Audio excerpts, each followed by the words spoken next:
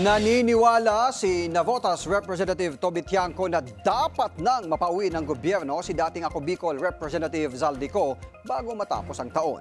Sa panayam ng On Point sa Billionaire News Channel, binigyang diin ni Tiangco na kung porsigido ang administrasyon ni Pangulong Ferdinand Marcos Jr., matagal na sanang naibalik sa bansa si Ko na lumipad pa labas ng bansa bago pa magsimula ang pagdinig ng maanumalyang flood control ghost projects.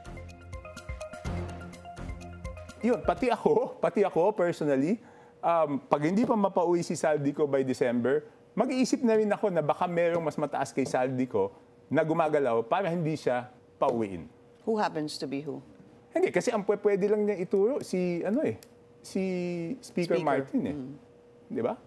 Alright, so hindi natin maintindihan. At hindi ko talaga maintindihan, di ba makikita mo naman pag porsigido ang gobyerno Si Ko ay isa sa mga pangunahing personalidad na iniimbestigahan ng Independent Commission for Infrastructure dahil umano sa pamumudmud ng kickback mula sa flood control projects sa Bulacan.